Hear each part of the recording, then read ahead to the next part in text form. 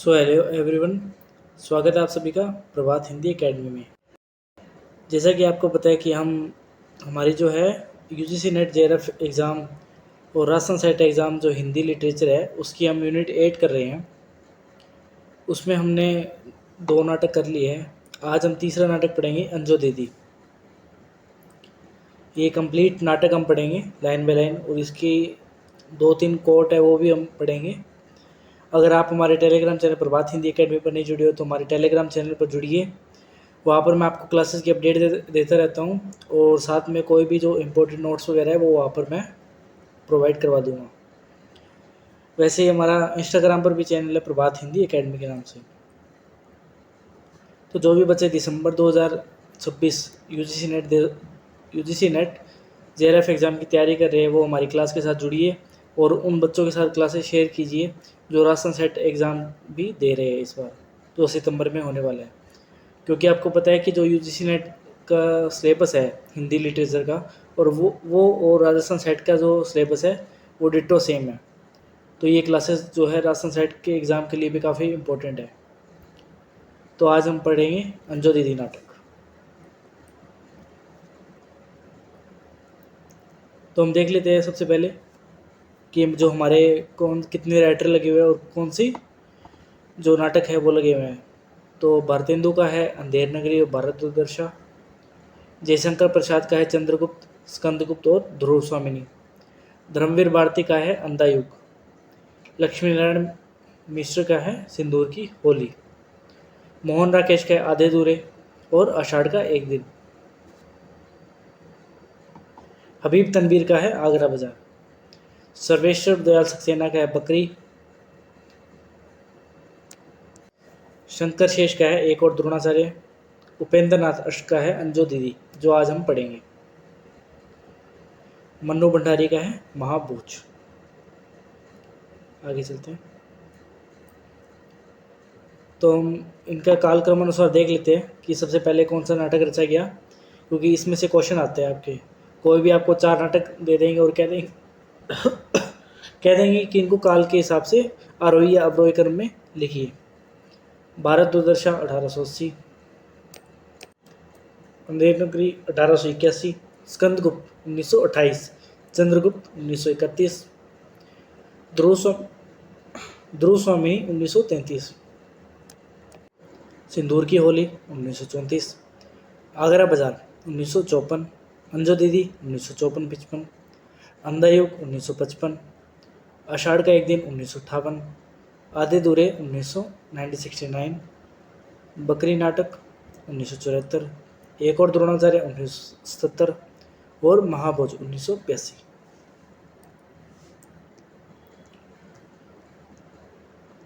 जो आज हम नाटक पढ़ेंगे वो आपको पता है कि जो उपेंद्र नाथ अश्क है उनके द्वारा रचित है। तो सबसे पहले हम देख लेते हैं कि जो कोट है, मतलब कि इसने इस नाटक के बारे में क्या कहा है। इसमें से क्वेश्चन आते हैं, ये काफ़ी इंपॉर्टेंट है। अंजो दीदी कुछ प्रतिक्रियाएं, ये जो है ओम शिवपुरी की है, ठीक है। ओम शिवपुरी ने इसके लिए कहा है, उस समय के रंगमंच अभिनेता और अन्य परिस्थितियों में रहकर जो कुछ अश्क ने हमें दिया है वह प्रशंसनीय है। उन्होंने प्रसाद की तरह काल्पनिक रंगमंच के लिए नहीं लिखा, न ही सेठ गोविंदास की तरह नाटक के नाम पर मनमाना लिखकर महान नाटककार हो गए। अश्क ने अपनी पॉसिबिलिटीज़ को पूरी तरह एक्सप्लॉइट किया है और यह असंतोषप्रद नहीं है। ये किसने कहा है? जो अंजो दीदी नाटक के बारे में ओम शिवपुरी ने। ये याद रखना। ये हमारे निर्मल वर्मा की कोटेशन है, और ये एक राजेंद्र वर्मा की, ये भी काफ़ी इंपॉर्टेंट है। क्वेश्चन इन दोनों में से क्वेश्चन आया हुआ है, ठीक है। तो ये आप जरूर पढ़िए। राजेंद्र यादव की क्या है, पढ़ते हैं हम। नाटक के चिंतन और तैयारी में वही प्रतिभा और परिश्रम है जो मानव की सामाजिक प्रवृत्तियों को पीढ़ी दर पीढ़ी आते विवश संस्कारों के रूप में ग्रहण करके देने वाले संवेदनशील रूसी कथाकारों की अपनी विशेषता रही है। विशेष रूप से तुर्गनेव ने और गोर्की के उपन्यासों और चेखव के नाटकों के 3 पीढ़ी वाले कथानकों की, और इसमें संदेह नहीं कि अश्क ने पूरे यथार्थ के साथ नाटकीय तत्वों को उभारते हुए आवश्यक मानवीय सहानुभूति, मनुष्य की भावनात्मक संस्कारगत व्यवस्थाओं का उचित ध्यान रखते हुए कथा को प्रस्तुत किया है। ये किसने कहा है? राजेंद्र यादव ने। ठीक है, ये दोनों आप हाईलाइट कीजिए, एक तो ये राजेंद्र यादव और ओम शिवपुरी। अब जो है ना, जो अंजू दीदी नाटक है वो उपेंद्र नाथ अश्क ने किसे समर्पित करके लिखा है वो हम देखते हैं, वो इस नाटक में पता चलता है। नन्ही मधुलिका के लिए, जो अपने स्वर्गवास के 2 दिन पहले ज्वर की दशा में नाटक का सारा मसौदा पढ़कर लेखक को अपार हर्ष, दुख और आश्चर्य में छोड़ गई। तो वो जो नाटक है वो मतलब किसको समर्पित किया है उसने? नन्ही मधुलिका को। आगे हम जानेंगे कि मधुलिका कौन है। ठीक है, इसमें अब है ना बताया गया कि मधुलिका जो है वो कौन है। मधुलिका मेरे मित्र Shri Gopal Das, assistant station director All India Radio Allahabad की तीसरी लड़की थी। मधुलिका कौन थी? जो उनके मित्र है ना उपेंद्र नाथ अश्क, क्या नाम है उनका? गोपाल दास। उनकी तीसरी लड़की थी, 9.5 वर्ष की प्यारी सी बच्ची। जो मधुलिका है उसकी आयु कितनी थी? 9.5 वर्ष। ये इंपॉर्टेंट हाईलाइट कीजिए। इस छोटी सी उम्र में उसे साहित्य से, विशेषकर नाटकों से अपूर्व अनुराग था। मेरा कोई ही नाटक होगा जो उसने रेडियो पर ना सुना होगा और जिसके बारे में राय न दी हो। पिछले 1 वर्ष से वह नेफ्राइटिस जैसे मुझी रोग की शिकार थी, पर मैंने उसे कभी रोते या कराते नहीं देखा।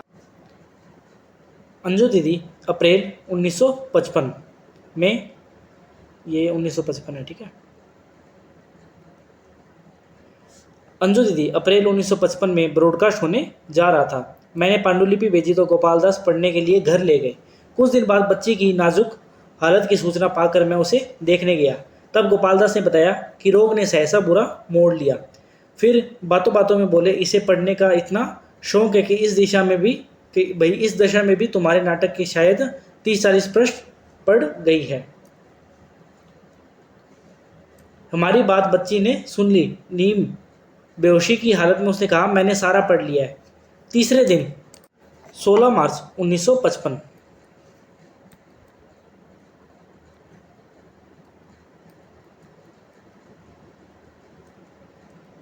को वह इस संसार से चली गई। तो मधुलिका कौन थी? जो उनके उपेंद्र नाथ अश्क है ना, उनके मित्र है गोपाल दास, उनकी तीसरी लड़की थी। उसकी आयु क्या थी? 9.5 वर्ष। ये आप जरूर ध्यान रखिए। और वो कब इस संसार को छोड़ के चली गई, यानी कब उसकी मृत्यु हुई? 16 मार्च 1955 में। तो हम ये पढ़ लेते हैं, अंजू दीदी एक मूल्यांकन, कमलेश्वर के द्वारा। ठीक है, ये पढ़ते हैं। अंजू दीदी की वस्तु का संबंध अभिजात वर्ग से है। अभिजात कुल की नारी अंजलि के मानस में जीवन को नियंत्रित और अनुशासित रखने की प्रवृत्ति के भी संस्कारगत है, जो कि उसे गोद लेने वाले नाना जी से विरासत में मिले। किससे विरासत में मिले? नाना जी से। ये मतलब ओवरव्यू बता रहे हैं, अब ओवरव्यू पढ़ रहे हैं एक बार, फिर हम पूरा नाटक पढ़ेंगे। अंजू ने अपने वर्ग की वे सारी वृत्तियां हैं जो टस से मस होना नहीं जानती।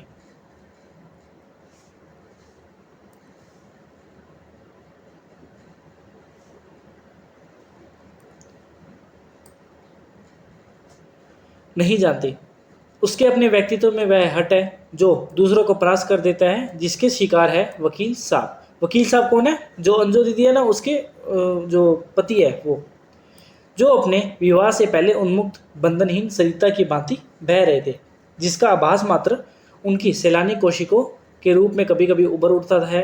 आरंभ में ही अंजू के प्रचंड अनुशासन की झलक मिल जाती है, और वह खींच भी जो बिगड़ी हुई मशीन को बनाने वाले मैकेनिक में पुर्जे ठीक से न चलने देख आ जाती है। तो भाई ये पैराग्राफ में कोई भी लाइन दे के पूछ सकते हैं कि ये किस नाटक के बारे में बात हुई है, तो आपको पता होना चाहिए अंजू दीदी नाटक के बारे में। अंजलि नौकरानी से कहती है, मुन्नी नाश्ता रखो मेज पर तनिक कड़े स्वर में। तुम क्या कर रही हो? 8 बजने को आए हैं और नाश्ते का कहीं पता नहीं। जो मुन्नी कौन है? जो उसकी नौकरानी है अंजलि की, वो उसी उलझन में वह अपने बच्चे को पुकारती है, नीरज बेटा कपड़े बदल लिए तुमने? और कहती जाती है, अपने पापा से कहो नहा कर सीधे इधर आए। फिर पलटती है, अभी तक स्नान नहीं किया, और 8 बजने को आए हैं। सुबह 8 बजे वाली पाबंदी घर के हर काम, व्यवहार, भोजन, शयन आदि सभी पर लागू है। पर यह सब कैसे निपटा है? क्या अंजलि केवल दिखाने के लिए ऐसा करती है? निश्चय ही नहीं, क्योंकि अंजलि का मनोविज्ञान ऐसे स्तर पर संगठित हुआ है कि उसकी यह सनक ऊपरी या थोती नहीं दिखाई देती। इस सनक को चालित करने वाली शक्ति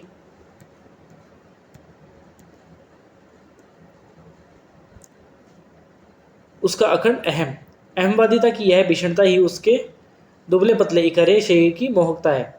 उसके चरित्र की असाधारण भी उसे असामान्य नहीं बनने देती, हास्यास्पद भी नहीं बनाती, क्योंकि नाटककार ने बड़ी कुशलता से उसकी इस प्रवृत्ति का संबंध एक पीढ़ी पहले नानाजी के इतिहास से जोड़कर रखा है। जीवन के हर क्षेत्र के प्रति उसका अपना निजी दृष्टिकोण है। बाप से लेकर बेटे तक, घर की व्यवस्था से लेकर नौकरों के रहन सहन और अदब कायदे की मान्यताओं तक उसका चाबुक मार करता है, और इस चाबुक की मार उसकी मृत्यु के बाद तक अगली पीढ़ी पर पड़ती रहती है। जब अंजलि का चित्र आता है तो सहसा एक अतिशय व्यस्त, दुबली पतली, खूबसूरती से तराशी आधुनिका का रूप मुखर हो उड़ता है, जिसके प्रभाव से घर भर में एक संयत हलचल की आवाज़ कानों में पड़ने लगती है। सीमेंट के फर्श पर उसके फुर्ती से चलते कदमों की सरसराहट गूंजने लगती है। ऐसा लगता है कि कुर्सी मेज सहमे से रखे हैं। दरवाजों और खिड़कियों पर लगे हुए पर्दे जो है धीरे धीरे हिल रहे हैं। तेज हवा भी उन्हें झकझोर नहीं सकती। घड़ी जोर से घंटा नहीं बजा सकती। चादर शिकन डाल सकने का साहस नहीं कर सकती। नौकरानी मुन्नी और नौकर राधू सिर्फ सीमित आवाज में बोल सकते हैं। रसोई घर में बर्तन धीरे धीरे खनक रहे हैं। उनमें से कोई भी गिरकर आकस्मिक शोर नहीं मचा सकता। एक सभ्य आंतक घर की सारी हलचल में व्याप्त है। हर कमरे में जिंदगी है, पर उफान के बाद ठंडे पड़ते दूध सी स्वच्छता, दूधियापन और निर्भरता उसमें अवश्य है। अंजलि की आंखें हर अव्यवस्था, छोटी से छोटी गलती और अनियमितता को ताक रही है। घर का हर पुर्जा अपनी नियमित गति से चलने के लिए बाध्य है। वह तेजी नहीं पकड़ सकता, धीमा नहीं पड़ सकता, और इस सब को देखकर भी अंजलि संतुष्ट नहीं दिखाई देती। उसके इस आंतक के बावजूद कोई ऐसी रहस्यमय घुटन है जो उसे चैन नहीं लेने देती। हर व्यवस्था को देखकर भी वह तिलमिलाई जुंझलाई सी घूमती रहती है। उसके उस प्रचंड अहम की तुष्टि में कोई शाश्वत कठिनाई है जो अवरोध बनकर खड़ी है, जो उसके अहम को निरर्थक और प्रभावहीन करती जा रही है। और इस हार को स्वीकार न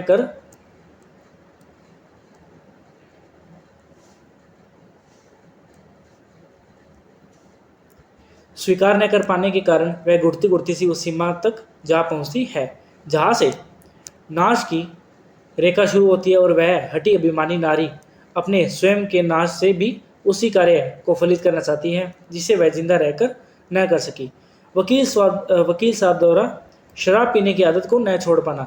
अब जो अंजू दीदी के जो हस्बैंड है, यानी जो वकील है, वो शराब क्या ज़्यादा पीता था। उससे, यानी जो शराब है, उससे बहुत नफरत थी अपने अंजू दीदी को। उसके जीवन के लिए सबसे बड़ी चुनौती बन जाता है जब वह उसमें अपने हार के लक्षण देखने लगती है, तो भीतर से चिटका हुआ उसका व्यक्तित्व नष्ट हो जाने को व्याकुल हो जाता है।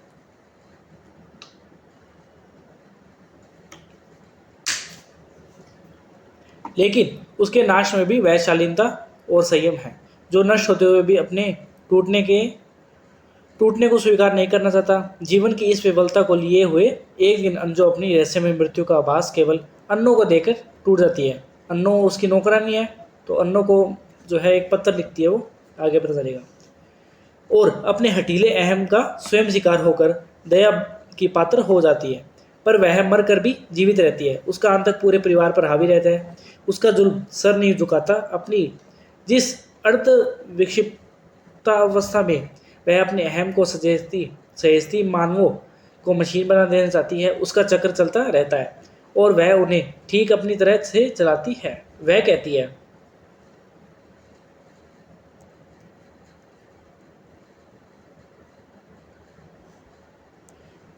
है जीवन एक महान घड़ी है।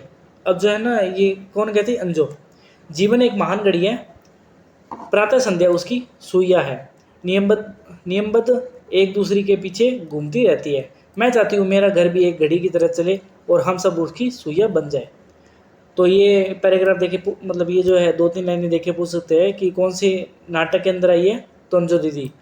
या ये आ सकता है कि कौन से मतलब जो पात्र है उसके द्वारा कही गई ये ना लाइन। अंजो को इसका गर्व है कि वकील साहब को उसके अपनी तरह डाल लिया है। नीरज के संबंध में जब अन्नो बात करती है तो अंजो स्वयं अपने को शाबाशी देते हुए कहती है, सभ्यता और शिष्टाचार की कमी तुम उसमें न पाओगी नीरज में। नीरज को भी उसने पुर्जा बना डाला है, क्योंकि अंजो के कथानुसार वह सुबह समय से उठता है, डैडी के साथ सैर को जाता है, कपड़े बदलकर समय पर नाश्ते के लिए तैयार हो जाता है, आराम और खेल के समय का पूरा पूरा ध्यान रखता है, समय पर पढ़ता है, समय पर आराम करता है। और अंजू दीदी के जुल्म की उग्रता तो इस बात के पीछे है कि वह नीरज को कमिश्नर बनाना चाहती है और नीरज स्वयं क्रिकेट का कप्तान बनना चाहता है। यह जुल्म जो है वस्तु जगत से लेकर मानसिक धरातल तक छाया हुआ है। इतने भीषण दबाव के नीचे जिन विकृतियों का उग आना साधारण जीवन में असंभव था, वे शिकार पनपने लगते हैं।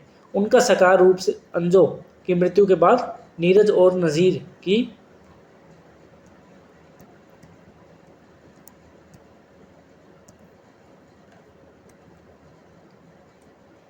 की बातों तथा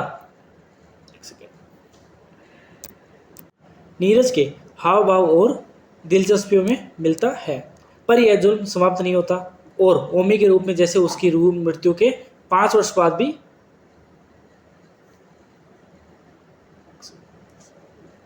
5 वर्ष बाद भी उसी शक्ति और आंतक को लिए हुए है, अपने कार्य में रत है और वकील साहब के जीवन को अपनी परिधि में कसकर सार्थकता प्राप्त कर लेती है। और वकील साहब उस दरिया से है जो अपनी अलड़ता, मनमोजीपन, मस्ती और स्वच्छंदता खोकर नपी तुली बंदी नहर में तब्दील कर दिया गया हो। वे अंजलि के इशारों पर नाच रहे हैं, अपने व्यक्तित्व की किसी बहुत बड़ी कमजोरी के कारण नहीं, वरन अंजो के आदर्शों के प्रति सहज आकर्षण के कारण। वकील साहब का जवान जीवन वकील साहब का जीवन ही सारी वास्तविकताओं को स्वीकार करता, उनसे जूझता, चढ़ता उतरता, टूटता बनता, अंत तक पहुँचते पहुँचते अथाह करुणा से भर उठता है, जो टूटते टूटते यदि एक और बन पाया तो दूसरी ओर बनते बनते टूट भी गया है। अब आपको लग रहा होगा कि हम अभी क्या पढ़ रहे हैं, तो ये ना अभी पूरे जो नाटक है उसका ओवरव्यू है। तो अगर आपको ये समझ में नहीं आ रहा तो आप फिर भी आप एक बार पढ़ लीजिए। आप अगर बाद में आप नाटक पढ़ोगे तो आपको कंप्लीट उसका समझ आ जाएगा। यथार्थ और आदर्श का ऐसा संश्लिष्ट गुंफन ही वकील साहब के सारे इतिहास को जीवन की संज्ञा प्रदान करता है, जो करुणा के गीले गीले आंसुओं से नम, विषाद की हल्की सी छाया में लिपटा हुआ साहस सहसा अपने एकांत कमरे से निकल सामने आ खड़ा हो जाता है और धीरे धीरे अस्फुट से शब्दों में कहता है, मैं पहाड़ी दरिया था, तुम मेरे यौवन की हसरतों की कल्पना नहीं कर सकते। मैं ही वह नहर हूँ जो इतना नियंत्रण बर्दाश्त कर सकी और मुझे लक्ष्य तक ले जाने की कोशिश करने वाली शक्ति सहसा टूटकर बिखर गई। पर आज आज भी मैं उसके इंतजार में इस आदर्श के मरु में अपना सिर पटक रहा हूँ। इससे उसे शांति मिलती होगी, अंजो की आत्मा सुखी होती होगी। और अंत में उनके तड़प कर कहे हुए वे शब्द, जरा सी गलती पर अपनी सनक में तुमने मेरे 5 बरस रेगिस्तान बना डाले अंजो। मैं तुम्हें क्या कहूँ, इस कमरे पर बरसों से तुम्हारा जादू तारी है, लेकिन श्रीपत ठीक कहता है, यह जादू टूटना चाहिए। इस घर को घड़ी की तरह नहीं, इंसानों की तरह जीना चाहिए। ये कौन कहता है? जो वकील साहब है ना, वो कहते हैं। धीरे धीरे प्यालों को उठाकर होठों तक ले जाते हैं, पर हाथ रोक लेते हैं। नहीं भाई, मैं नहीं पी सकता। अंजो के जुल्म और उसकी सनक की बात मैं मानता हूँ, पर जब उसने इस सनक के लिए जान दे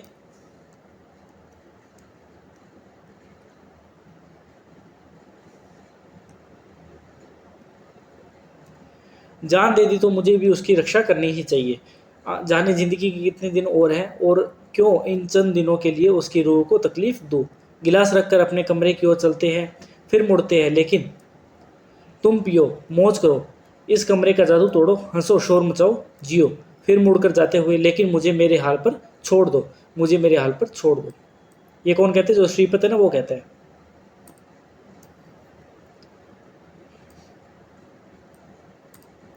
और श्रीपत इस प्रवृत्ति मूलक पात्र है जो अंजो की असंगतियों और सनक के भ्रम को तोड़ने के लिए एक दर्शन लेकर नाटक में अवतरित होता है।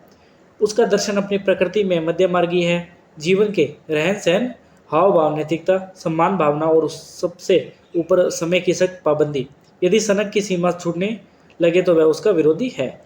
वह जब आता है तो साथ में मस्ती लाता है, जीवन को सरल बनाने का संदेश लाता है और अपने फकड़पने से अंजों के घर की सब संगतियों व्यवस्था के आग्रह और समय के शासन को अस्वीकार कर अपनी तरह से चलने पर मजबूर कर देता है। श्रीपद भी उतना ही शक्तिशाली है और क्रियात्मक है जितना कि अंजलि, पर जहाँ अंजलि असाधारण होते हुए भी अजीब और काल्पनिक नहीं लगती, वही श्रीपद अंजलि के संदर्भ में झूठा झूठा सा लगने लगता है। अपनी इकाई में श्रीपद पूर्ण और वास्तविक है। ऐसे सैलानी जीव रमते जोगी एक नहीं हजारों पड़े हैं, जो जीवन के छोटे छोटे आदर्श बनाए, उन्हें व्यवहारिकता में अपनाते हुए दुर्लभ आदर्शों की रूढ़ता प्रदर्शित करते रहते हैं। श्रीपद निश्चय ही आदर्शवादी है, पर धार्मिक आदर्शवादी नहीं, जैसे कि अंजलि है। श्रीपद एक झंझा की तरह परिवार में आता है और सब और अस्त व्यवस्था उत्पन्न कर देता है और अंजो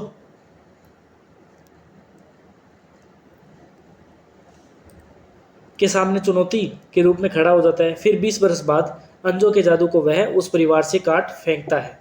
केवल 2 उपस्थितियों में वह कार्य श्रीपद कर जाता है। वह उस जैसे व्यक्ति के ही वश की बात है। वह जीने की सलाह देता है, जीवन का संतुलन देता है और अपनी मस्ती से एक खुमार सा छोड़ता हुआ अदृश्य हो जाता है। श्रीपद वह पात्र है जो अंजों के जुल्म को समझ पाता है और उसके दुष्परिणामों का लेखा जोखा लगा पाता है, क्योंकि वह इतना विनम्र नहीं जो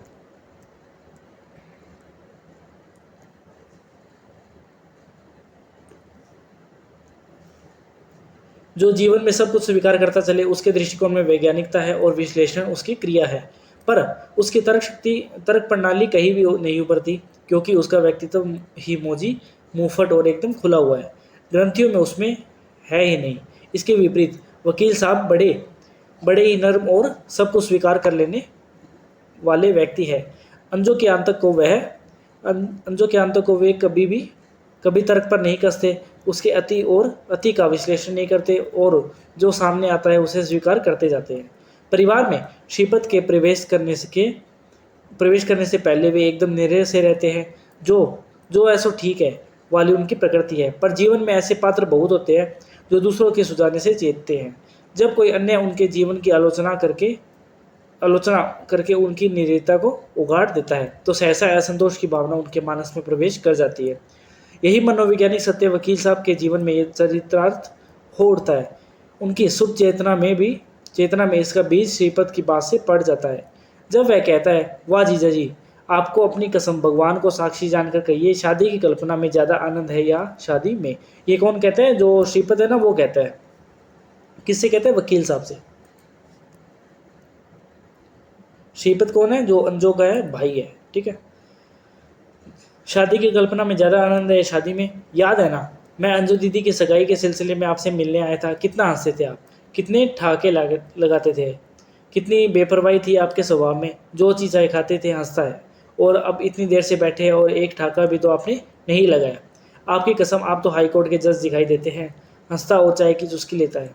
हालांकि अभी आप एडवोकेट भी नहीं बने। जब एक वकील जज नज़र आने लगे तो समझिए कि वह बूढ़ा हो गया है।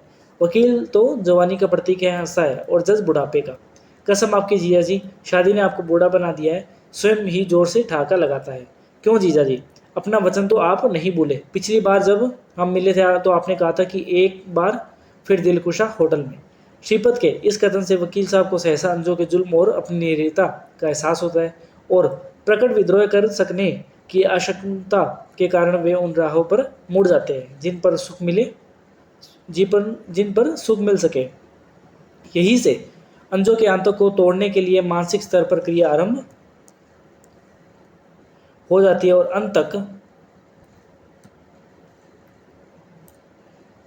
पहुंचते पहुंचते यही मानसिक संघर्ष प्रतिफलित होकर अथाह व्यथा का भार दे जाता है। इस तरह श्रीपद इस मानसिक अंतर्द्वंद से भरे नाटक की चालक शक्ति बन जाता है और पाठक की सहानुभूति प्राप्त कर लेता है। उसका सैलानीपन जीवन का प्रतीक बन जाता है। श्रीपद जीवन के सैलाब में बहता है, पर अपने को संयत रखने की अद्भुत शक्ति रखता है। उसके हृदय की व्यापकता में सभी के लिए स्थान है। वह 20 बरस बाद अन्नों से कह सकता है कि यदि मुझे पता होता तुम मुझे छूने की कोशिश में हो तो मैं रुक जाता और तुम्हें पकड़ा ही दे जाता। उसके एक क्षण बाद ही नौकरानी मुन्नी से कह सकता है, अभी भरी नहीं तबीयत, यहाँ से चलो, दिखा ले बाहर की भी दुनिया कुछ। और वह अंजों की मार से संतप्त मौन पात्रों को देखकर उसके जुल्म के प्रति कराता है। अंजों की तस्वीर देखकर वह सहसा बुदबुदा उठता है, मानो मान गए अंजो दीदी तुम्हारे जादू को। पर अंजो के उस दबाव और अत्याचार को वह विरोधी है। अपनी सगी बहन की आत्महत्या की बात सुनकर भी वह दया से द्रवित नहीं होता और उसे सख्त मोरबिड ही कहकर पुकारता है। जो श्रीपत है वो अंजो को क्या कहकर पुकारता है? मोरबिड।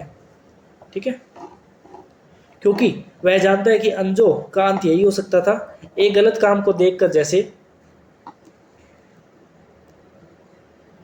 अनायास ही उसका मन विरोध में उठ खड़ा होता है।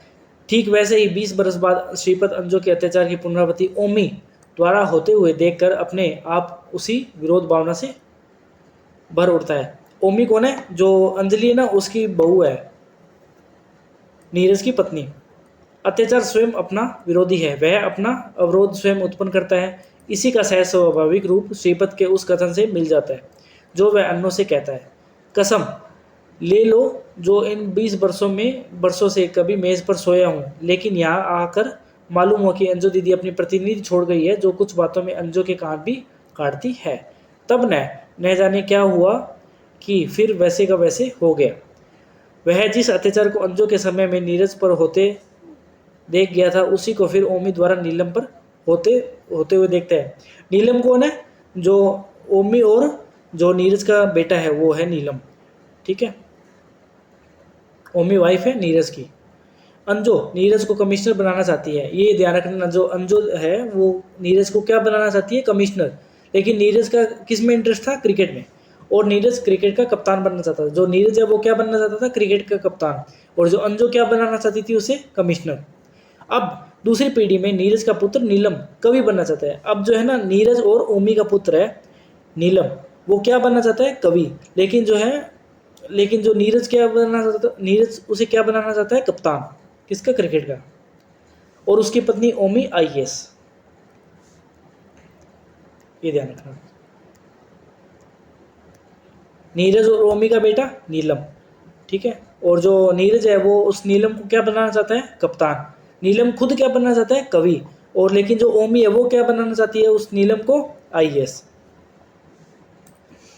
जीवन निर्माण के इन मानदंडों के पीछे एक बहुत बड़ा सामाजिक सत्य है, जो वर्ग, देश और काल की सीमाएं बुलाकर सबको एक सा प्रभावित करता है। यह वह असतृप्त सपना है जो जिसके जीवन में फलीभूत नहीं हो पाता, वही उसे सत्य बनते देखना चाहता है, या जीवन के किसी गहरे असंतोष को अपनी संतति के माध्यम से तृप्त कर लेना चाहता है। यदि किसी की स्त्री या माँ किसी भयंकर रोग से डॉक्टर के अभाव में मर जाती है, तो उसके सुप्त मानस में यह भावना कहीं से आकर बैठ जाती है कि वह अपने बेटे को डॉक्टर बनाएगा। इसी तरह असंतोष के विभिन्न रूपों का सकल प्रतिफलन असंतुष्ट मनुष्य की चाह बन जाता है। इसी चाहत की सहज प्रतिक्रिया के शिकार नीरज और नीलम है। स्वयं नीरज उस वंचना से ग्रसित रहे, पर उससे निष्कर्ष नहीं निकलता और क्रिकेट कप्तान बनने की अपनी असंतृप्त आकांक्षा की पूर्ति के लिए नीलम को तैयार करना चाहता है। श्रीपत इस प्रवृत्ति को देखता है और समझकर उसका विरोधी बन बैठता है। इस सारे अत्याचार की जड़ में वह कमजोर नसों वाली मोरबिड अंजो को देखता है, उसके जादू को देखता है, और यह भी समझता है कि अंजो यदि वकील साहब की शराब पीने की लत के कारण न मरती तो किसी और सनक से मर जाती। उसका अंत यही था। उसकी कमजोर नसें किसी भी छोटी से छोटी बात को लेकर फट सकती थी, इसलिए वह उस तिलस्म को जानबूझकर तोड़ता है और अंजो की आत्महत्या का राज अनभिज्ञ वकील साहब के सामने खोलकर जीवन जीने का मार्ग प्रशस्त करता है। वह अति का विरोध करता है और समानता का मार्ग सामने रखता है। चारित्रिक आतंक से स्वतंत्र उस जीवन का वह रूप सामने रखता है जो दबाव, जुल्म और मानसिक दास्ता से मुक्त अपनी प्रतिभा से प्रस्फुटित होना चाहिए। संभवतः यही लेखक का मूल मंतव्य है। नीरज और ओमी श्रीपत और अंजो की परछाइयाँ है। ओमी तो अंजो की रूह है और नीरज श्रीपत का अपूर्ण सपना। और नीरज का पुत्र नीलू उस सपने की संभावित परिणति का संकेत। पर अन्नो तो वह सूत्र है जिसके अभाव में इस नाटक की कथा वस्तु को संजोया ही नहीं जा सकता। अन्नो के हाथों में वह सूत्र है जिसे लिए हुए वह अपने में सिमटी सिमटी एक परिवार से के सारे दृश्य को देखती और बुनती जाती है। एक घटना का सूत्र दूसरे से जोड़ती जाती है। 20 वर्ष के व्यवधान को उसकी उपस्थिति जोड़े रखती है। शायद जीवन की सबसे बड़ी विडंबना तो अन्नो ही लेकर चली है। श्रीपद सब कुछ समझते हुए भी सहज उपेक्षा से उसे टाल जाता है। वह तो अपने जीवन की रंगीनी लेकर मुखरित नहीं हो पाती कि नाटककार की कलम उसका जीवन दान में मांग लेती है और यो अपनी कार्यसिद्धि कर लेती है। इतने पात्रों के जीवन को लेकर जिस संवेदना को उभारा गया है वह अपने मूल रूप में एक विचार है जो जीवनगत सुख दुख हर्ष विषाद व्यथा करुणा आदर्श यथार्थ को अपने में समा कर एक निष्कर्ष पर ले जाता है। पर लेखक के आधारभूत की मार की उपदेश रूप में न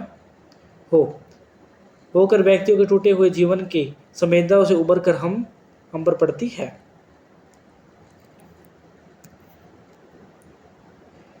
नाटक के पात्र अपनी तरह से जीते चले जाते हैं। वस्तु निर्माण होता है और आधारभूत विचार भीतर भीतर चलकर स्वीकृति प्राप्त कर जाता है।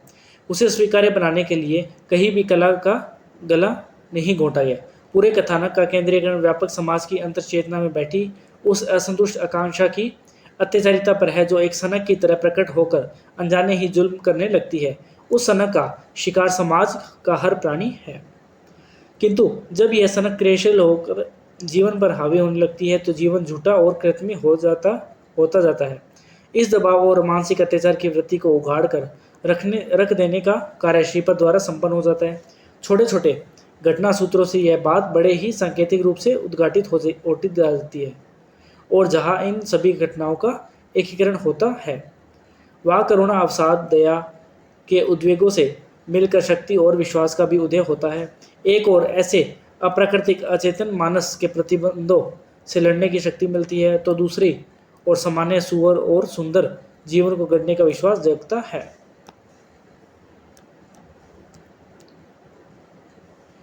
दूसरों पर व्यक्तिगत विचारों का आरोपण अपने में एक नैतिक पाप भी है। खलील जिब्रान की एक पंक्ति है कि बच्चों को सब कुछ दो पर अपने विचार मत दो।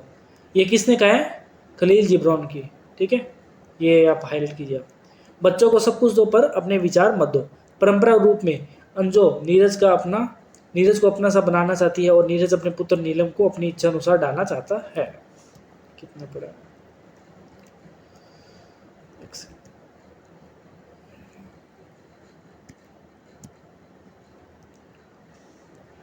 नैतिक पाप की यह परंपरा दोनों पीढ़ियों में चलती रहती है। अभिजात वर्ग की जिस झांकी को अश्क जी ने इसमें प्रस्तुत किया है वह यद्यपि उस जीवन का एक अंश है पर जितनी संपूर्णता से उसे अभिव्यक्ति मिली है वह अनेतर दुर्लभ है। सामाजिक जीवन चाहे वह किसी वर्ग का हो अपनी विषमताओं और खूबियों से मिलजुल कर ही बना है। समाज के जिस वर्ग का प्रतिनिधित्व इस नाटक में हुआ है उसकी समस्याओं के अंतर्भूत यथार्थ का उद्घाटन तो इसमें ही है ही, साथ ही उसका विश्लेषण भी है। और चीड़ फाड़ करके नाटककार केवल उस घाव को खोल कर ही नहीं रख देते वरना उसके उपचार का भी उपाय पेश करता है। यदि एक और अश्क जी ने उस वर्ग के भ्रम सनक और व्यर्थ मूल्यों को अपनी पूरी शक्ति से ध्वस्त किया है तो दूसरी ओर उनके संतुलन के मार्ग का भी निर्देश किया है। अश्क जी विध्वंस और निर्माता दोनों रूपों में सामने आते हैं। संभवतः हिंदी नाटकों में अभी तक इतनी निर्मल कहानी भी नहीं आई है। अभिजात वर्ग की एक नहीं अनेक समस्याएं, उन परिवारों में पलते आपसी विद्वेष, सेक्स की विकृतियां आदि अनेकानेक समस्या है जिन्हें उठाया नहीं जा सकता। पर शायद अश्क जी की दृष्टि सुख और दुख के उन स्रोतों को अधिक सतर्कता से पकड़ लेती है जिन्हें हम साधारण कहकर छोड़ देते हैं। इस नाटक में कहीं कलुष वासना या विकृत प्रेम आ ही नहीं पाता। एक अति साधारण बात को उठाकर उस वर्ग के जिस यथार्थ का उद्घाटन इसमें हो गया है वह भी इसकी मुख्य समस्या है पर सहसा दिखाई पड़ने लगती है। प्रेम अर्थ आदि अधिरोपरे चारित्रिक मनोवृत्तियाँ ग्रंथियाँ और विलक्षणताएं भी है जो आकस्मिक परिस्थितियों के भाव में भी जीवन को प्रभावित करके तोड़ती और बनाती रहती है। अंजू दीदी मनोविकारों की घात प्रतिघात और उनकी प्रतिक्रिया की कहानी है। कोई देवी घटना वहाँ नहीं है, आकस्मिक रूप से बदलने वाली परिस्थितियाँ वहाँ नहीं है जो जीवन को अंधेरे या उजले मोड़ पर डाल देती है। उसकी कथा की प्रेरक शक्ति है मनोविज्ञान, जो उस विशेष परिवार की वास्तविक स्थिति से प्रभावित होकर निरंतर विकसित होता जाता है और नाटकीय सूत्र को बढ़ाता जाता है। केवल व्यक्तियों और मानव मान्यताओं के संघर्ष से वर्गीय यथार्थ की आत्मा जैसे मुखर हो उठी है और उनके रहन सहन, अतिशय पाबंदी, नियंत्रण और मशीनी सोच की सारी विषमता साकार उठती है। टोल्स्टॉय के उपन्यास अन्ना कैरेनिना की प्रथम पंक्ति सहसा याद हो जाती है। Happy families are like every unhappy families is unhappy in its own way. ये किसकी पंक्ति है? जो टोल्स्टॉय है ना, उनकी जो उपन्यास है अन्ना कैरियोना, या पायलट कीजिए, उसकी पंक्ति है। यह सब तरह से संपन्न अंजों का परिवार इस तरह भी दुखी हो सकता है। यह सत्य अनायासी उभर कर सामने आ जाता है। इसी यथार्थ को अंजों की सनक और परिवार की ट्रेजेडी में गूंथ कर अश्क जी ने निश्चय ही एक कलात्मक सिद्धि प्राप्त की है। कलात्मक इसीलिए कि कला स्वयं एक विशिष्ट सामाजिक चेतना है और अंजू दीदी के सामाजिक कथानक में अश्क जी ने जिस चेतना की अनुभूति को पकड़ा है और जिसे जिस तरह अभिव्यक्ति दी है, वह अपने में इतनी पूर्ण है कि वस्तु पर चढ़े हुए शैली के आवरण का आभास ही नहीं होता और वस्तु स्वयं इतनी सजी सवरी लगती है कि यह कहना कठिन हो जाता है कि उस पर शिल्प का अवतरण है या नहीं। वस्तु और शैली का यह एकीकरण और एकात्मक ही कलात्मक सिद्धि है। 20 वर्ष के लंबे समय को इस निपुणता से बांध लेना हिंदी नाटकों के लिए सर्वथा नवीन अनुभव है। इतने बड़े कालक्रम को बिना स्थान बदले मुखर कर देना अश्क जी की अद्वितीय उपलब्धि है, जिसका श्रेय केवल उन्हीं को है। नाटक रचना के इस नवीन प्रयोग के लिए हिंदी का पाठक और दर्शक उनका ऋणी रहेगा। केवल 2 अंकों में और एक ही स्थान पर, यहाँ तक कि एक ही कमरे में जीवन नाटक को इस तरह संजो देना चमत्कार ही कहा जा सकता है। अश्क जी के अन्य नाटकों को देखते हुए, उनके शिल्प की बारीकियों को ध्यान में रखते हुए अंजू दीदी नाटकीय विधान और वस्तु निर्माण की एक सीमा रेखा अंकित करता है। 2 अंकों में 2 बड़े और 2 छोटे दृश्यों का अद्भुत शिल्प विस्मय में डाल देता है। इतने कम परिवर्तन से जीवन के ऐसे व्यापक क्षेत्र को चित्रित कर लेना एक दुर्लभ समस्या है, जिसे अश्क जी के व्यापक रंगमंची अनुभवों की देन ही स्वीकार करने में संतोष मिलता है। चिंतन तथा व्यापक सामाजिक अनुभवों की सम्मिलित शक्ति ने अश्क जी की दृष्टि को समस्याओं के मर्म तक पहुंच जाने की सामर्थ्य दी है और वह दृष्टि समस्या को केवल उधेड़ कर रख देने का काम नहीं करती, बल्कि बिखरते और टूटते मानों और मूल्यों के संतुलन का संकेत भी देती है। इसलिए वह निषेधात्मक होते हुए भी रचनात्मक अधिक है। हिंदी के रंगमंच का जो नया दौर उभरता दिख पड़ रहा है, उसके लिए आज हिंदी के पास यदि अधिक नहीं तो भी कुछ ऐसी समर्थ कृतियाँ हैं जो विकसित भाषाओं के रंगमंच के सामने विनीत गर्व से प्रस्तुत की जा सकती है।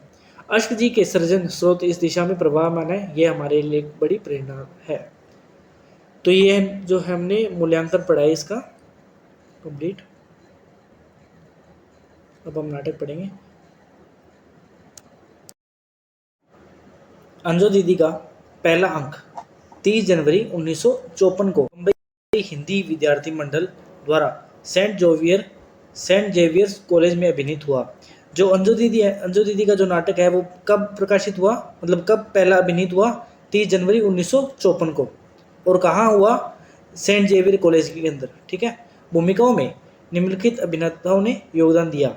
तो ये क्वेश्चन आ सकता है आपके कि अंजू दीदी नाटक का जो पहला अभिनीत है, यानी पहला परफॉर्म कब हुआ या कहाँ हुआ, या उसके अंदर जो अंजू दीदी जो है उस पात्र की भूमिका किसने निभाई? तो उसका आंसर होगा कुमारी सावित्री।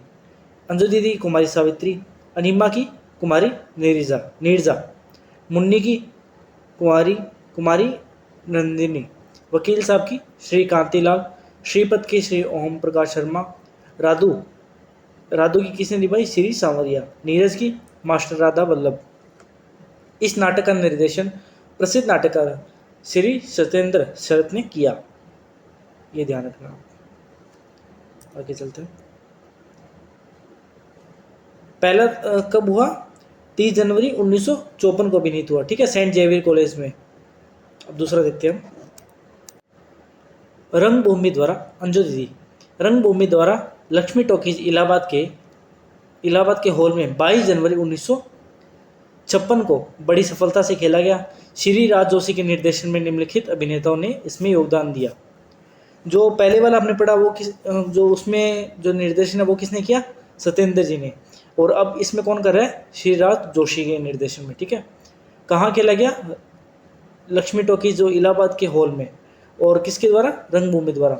अब इसके अंदर जो किसका पात्र निभाया वो आप ध्यान रखिए। अंजू दीदी देसी सेठ, इंद्र नारायण ज्वाला प्रसाद वर्मा, इम्पोर्टेंट है। अन्नो हीरा चड्डा, श्रीपत राज जोशी, ओमी का किरदार किसने निभाया? कुसुम यानी तारी। नीरज का निभाया जगदीश ने, मुन्नी का जानकी गौड़ ने, नज़ीर नरेंद्र धीर, चपरासी का जुल्फिकार नकवी, राधु का भोलानाथ मधुर और नीरज का नीलम का ऋतु राज। इसमें से क्वेश्चन आता है तो आप ये ध्यान रखिए।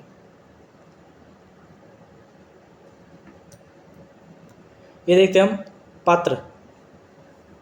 अब जो है पात्र के बता रहे हैं जिस क्रम से कि वे नाटक में आते हैं। पहला क्रम मतलब जो पहला अंक है, इसमें कितने अंक है? 2 अंक है। इसमें हम पहला अंक देखते हैं। अंजलि, इंद्र नारायण, अनिमा, श्रीपत, मुन्नी, राधु, नीरज की पहले अंक के अंदर उम्र कितनी है? 11 वर्ष, ठीक है।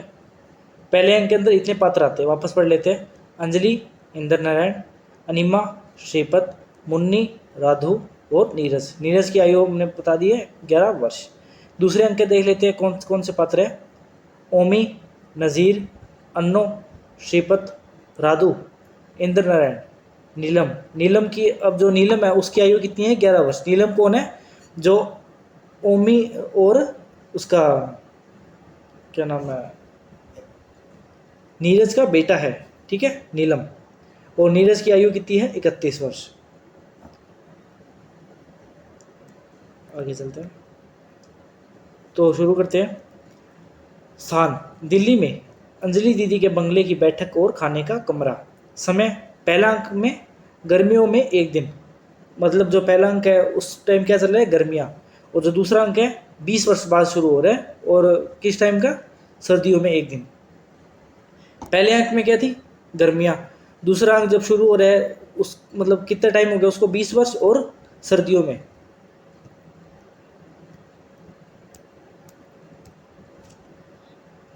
तो हम नाटक पढ़ना शुरू करते हैं। 1933 की गर्मियाँ। पर्दा सीन इंद्र नारायण वकील की भव्य कोठी के बड़े हॉल में खुलता है, जिसे लकड़ी के एक खुलने और बंद होने वाले सुंदर पर्दे की सहायता से 2 भागों में बांटकर खाने के कमरे और बैठक में बदल दिया गया है। लेकिन कोठी वकील साहब को चूंकि दहेज में मिली है, इसलिए उनकी कोठी न कहलाकर उनकी पत्नी श्रीमती इंद्र नारायण की कोठी कहलाती है, जो साधारणतः अंजलि दीदी या यूँ कहे कि अंजू दीदी के नाम से भी प्रसिद्ध है। यह खाने और बैठने का मिला जुला हॉल लंबा चौड़ा और खुला है। कोठी को वर्षों पहले एक अंग्रेज इंजीनियर ने बनवाया था और तब शनि के दिन यह हॉल नृत्य कक्ष का काम देता था। पर जब शराब और जुए के कारण कर्ज से लद कर इंजीनियर साहब ने कोठी बेची तो और अंजू दीदी के नाना ने उसे खरीद लिया, तो यद्यपि उन्होंने इससे नृत्य कक्ष का काम कभी नहीं लिया, तो भी इसकी शेष सजावट अंग्रेजी ढंग की ही रहने दी। बाईं ओर के आधे भाग में खाने की मेज और 6 कुर्सियां लगी है। कितनी कुर्सी? 6। सामने एक बहुत खूबसूरत साइड बोर्ड है जिसमें चाय की प्लेटें, प्याले, कांटे, छुरियां और चीनी के अन्य बर्तन पड़े हैं। एक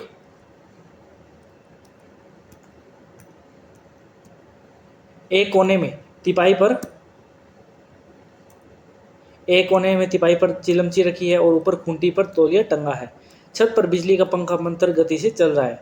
बाईं दीवार में एक दरवाज़ा है जो वकील साहब और नीरज के कमरे में खुलता है।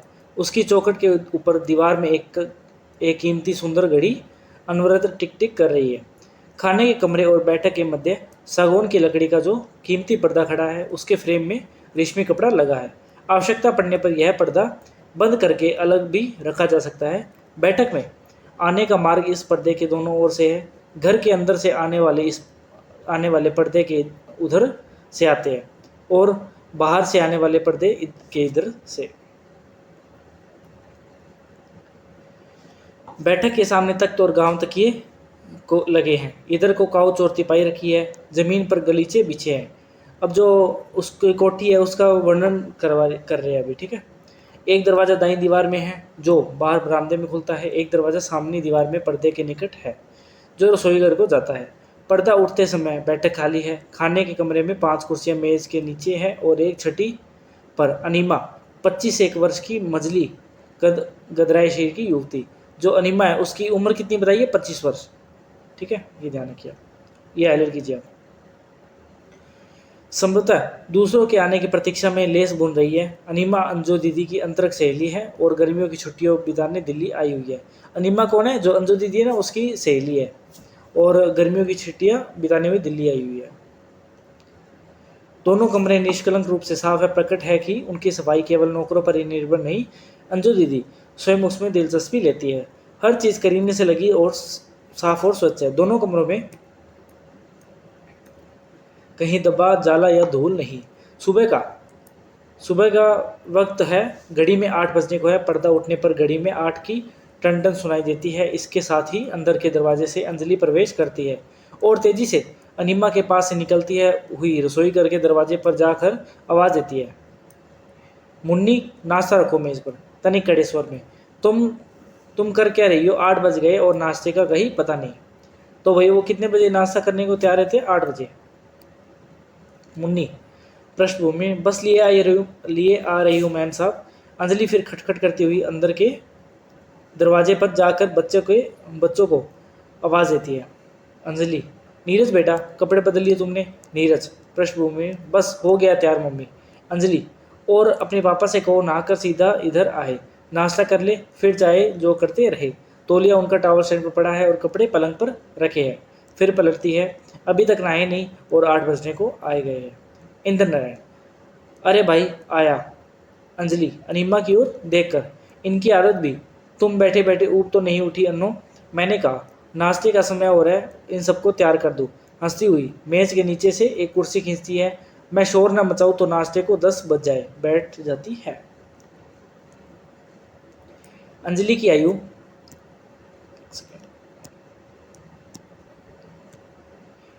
आयु यद्यपि 30 के निकट है। अंजलि की आयु क्या है? 30 के निकट। और अनीमा की क्या बताई? 25 वर्ष।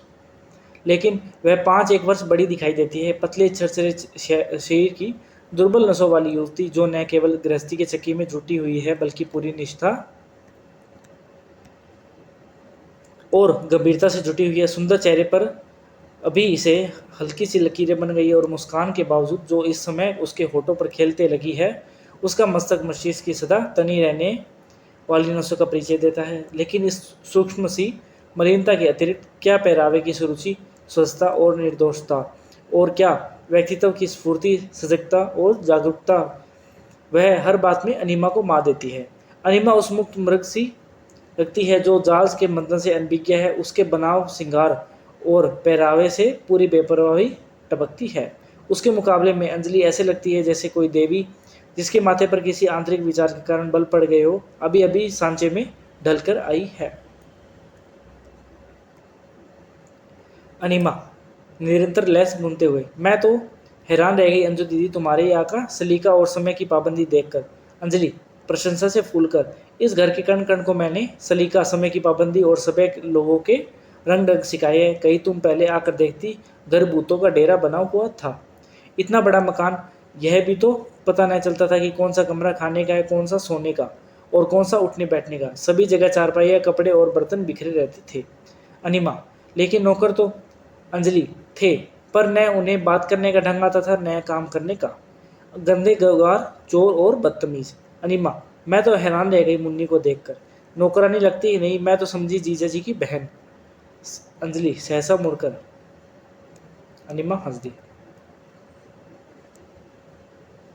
अनिमा, इतनी साफ सुथरी, इतनी सुगढ़, इतनी सभ्य। अंजलि प्रसन्न होकर, कितनी जान खपाई है उसके साथ, तुम कल्पना भी नहीं कर सकती। और राधु, अनिमा, वह आया तो मैं समझी तुम्हारे ससुर, घबरा कर कि जीजा जी के पिता कि तुम्हारे कोई बुजुर्ग है। मैं उसके लिए आदर से कुर्सी छोड़कर खड़ी हो गई। अंजलि, बुजुर्ग?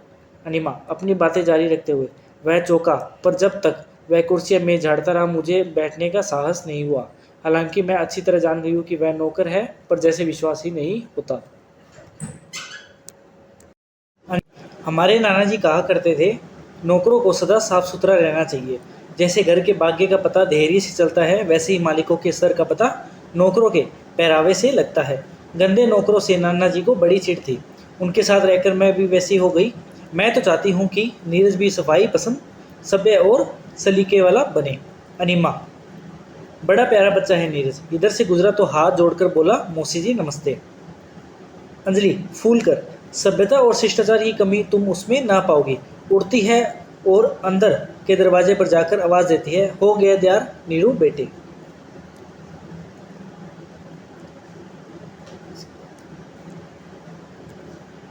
नीरज, जी मम्मी। अंजलि फिर पर्दे के पीछे दरवाजे पर जाकर नौकरानी को आवाज देती है, मुन्नी, नीरू बेटे को नाश्ता दे दो। मुन्नी, दे रही हूँ मैम साहब। अंजलि, वह हमेशा सुबह समय से उठता है, समय से अपने डैडी के साथ शहर को जाता है, समय से स्नान संध्या करता है और फिर कपड़े बदलकर ठीक वक्त पर नाश्ते के लिए तैयार हो जाता है। हमारे नाना जी कहा करते थे कि वक्त वक्त की पाबंदी सभ्यता की पहली निशानी है। और नीरू काम, आराम और खेल के समय का पूरा पूरा ध्यान रखता है। समय पर पढ़ता है, समय पर आराम करता है और समय पर खेलता है। सोने की बेला खेलते या पढ़ते या पढ़ने की बेला खेलते या सोते तुम उसे कभी ना पाओगी। जाकर देखती है कि चिलमची आदि साफ है या नहीं। अनिमा, एक हमारे यहाँ के बच्चे हैं, 8-8 बजे तक सोते रहते हैं, कान उमेट उमेट कर जगाना पड़ता है। महीनों स्नान नहीं करते और उदंड इतने हैं कि दूसरों का तो क्या माता पिता तक आदर नहीं करते। अंजलि, नाना जी कहा करते थे, बच्चों को शुरू से ही अच्छी आदतें डालनी चाहिए। इतना बड़ा हो गया नीरज, कभी कान उमेटने या डांटने की नौबत नहीं आई। अनिमा, मैंने पूछा, नीरज बेटा, नाश्ता तो तुम हमारे साथ ही करोगे ना? कहने लगा, मैं अपनी मेज़ पर ही नाश्ता करता हूँ मौसी जी। जो नीरज है वो अनिमा को क्या कहकर पुकारता है, मौसी।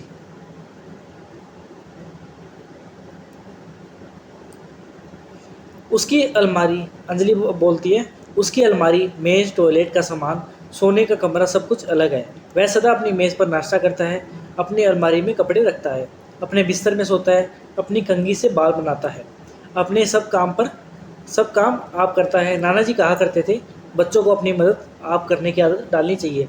अब जो अंजलि है वो बार बार एक ही बात कहती है कि नाना जी कहा करते थे ऐसा करो, नाना जी कहा करते थे ऐसा करो। ठीक है, तो वो नाना जी से बहुत प्रेरित है।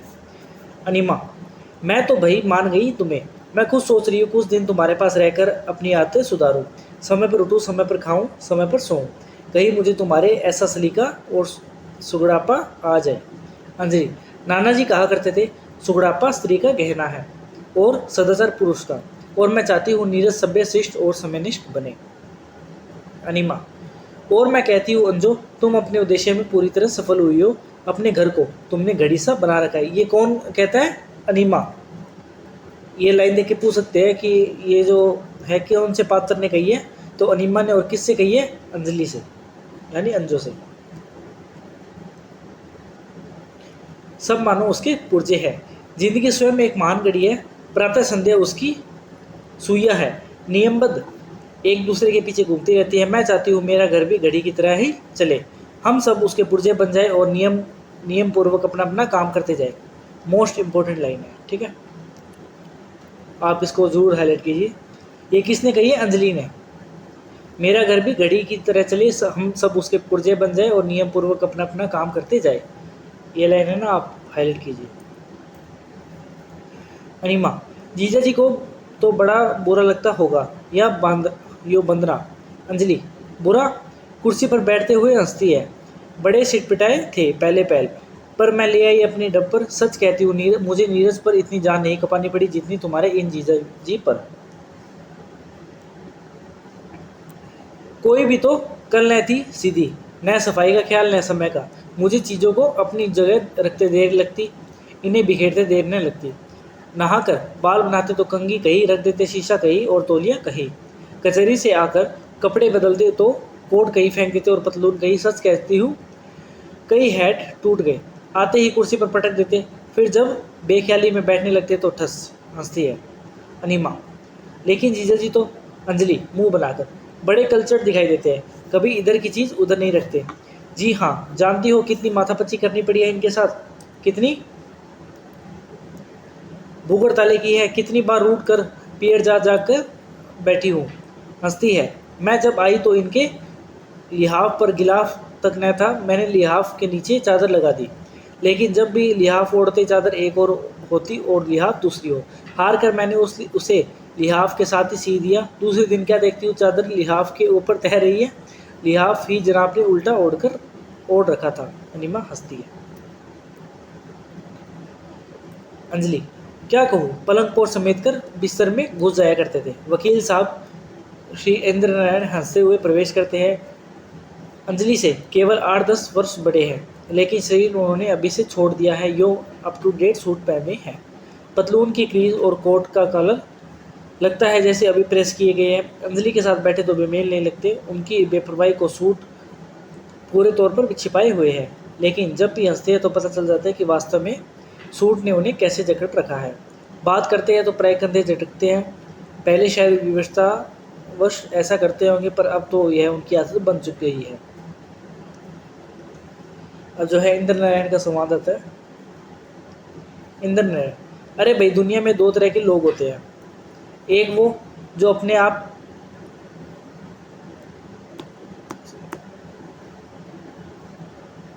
ये लाइन है ना, ये भी आप हाईलाइट कीजिए।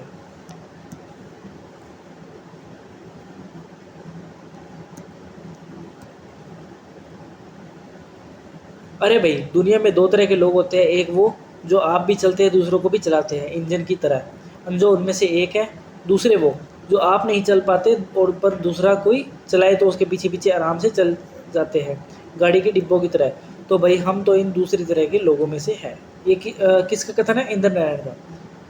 अनिमा, गाड़ी के डिब्बे जीजा जी भी। इंद्र नारायण, और अंजो जैसे चलाती हैं चले जाते हैं। क्यों अंजो, दिए कभी शिकायत का मौका तो हमने तुम्हें? दिन में 3 बार नहाते हैं, 4 बार हाथ पांव धोते हैं, कम से कम 4 बार खाते हैं और 5 बार। अंजलि, इस नाश्ते को आप। इंदर, तुम इसे नाश्ता कह लो, हम तो इसे खाना ही कहेंगे।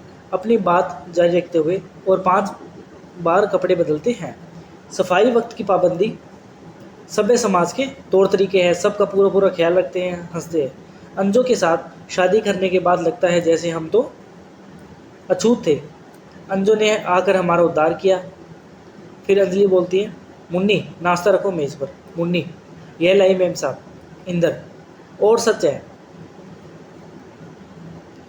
हमने अपने आप को 16 आने अंजो के अनुरूप बना लिया है। हमें खुद अब गंदे लोगों से सख्त नफरत होती है। ये फौजदारी के वकील आठों पैर अपराधियों के साथ रहने से खुद भी उन्हीं के जैसे लगते हैं। वही आते, वही तौर तरीके और वही हम सच कहते हैं, कुछ की शक्ल भी। अनिमा, जीजा जी आपकी शक्ल तो अभी भगवान की कृपा से। इंद्र, मुझे अंजो ने बचा लिया, नहीं उसके साथ रहकर तो मेरी सूरत और सभ्यता और सदाचार तो उन्हें छू भी नहीं गए। अंजलि, नाना जी कहा करते थे, सदाचार पुरुष का भूषण है। इंद्र, पर भूषण अलंकार स्त्रियों की चीज है, समझ कर वे इसे पास भी नहीं फटकने देते। सदा अश्लील बातें करने में उन्हें रास मिलता है और गंदे इतने होते हैं कि पास बैठना दूभर हो जाता है। जूतों समेत मेज़ पर पाँव रखे बैठे डकारते रहते हैं, अतीव घृणा से, बदतमीज कहीं के। और पानी के बतासे, दही पड़े और चाट खा रहे। अंजलि, नाना जी कहा करते थे, दही पड़े और चाट। इंद्र, मैं तो नाना जी को दुआ दिया करता हूँ जिन्होंने तुम्हारे द्वारा मुझे इस चटोरेपन से बचा लिया। कसम ले लो जो पिछले 6 बरस में चाट का मुंह भी लगाया हो। और तो और कभी नीरज। अंजलि, मुंह लगाने देती हूँ मैं नीरज को ऐसी गंदी चीज़ें। इंद्र, जब मैं देखता हूँ कि बड़े बड़े वकील एडवोकेट दही बड़े और पानी के बतासे जैसे निकम्मी चीज़ खाकर दोनों वही फर्श पर फेंक देते हैं, तो मैं नाना जी को दुआ देता हूँ जिनकी शिक्षा अंजों के द्वारा मुझे इस बदतमीजी से बचाए हुए है। भगवान साक्षी है जो मैंने पिछले 6 बरस से चाट को एक बार भी मुंह लगाया हो। उसने जो इंद्र नारायण है उसने कितने सालों से चाट नहीं खाई? 6 बरस से। ठीक है, ये ध्यान रखना। अनिमा, केवल दोनों देखे हैं। वकील साहब एक खोखला ठाका लगाते हैं। अंजलि, अच्छा फिर हंसिएगा, पहले नाश्ता कर लीजिए। इंद्र, भाई मैं कहता हूँ कुछ देर प्रतीक्षा कर लेते। वह श्रीपद का पत्र आया था कि आज सुबह की गाड़ी से वह आ रहा है। श्रीपद कौन है? जो अंजो का भाई है वो।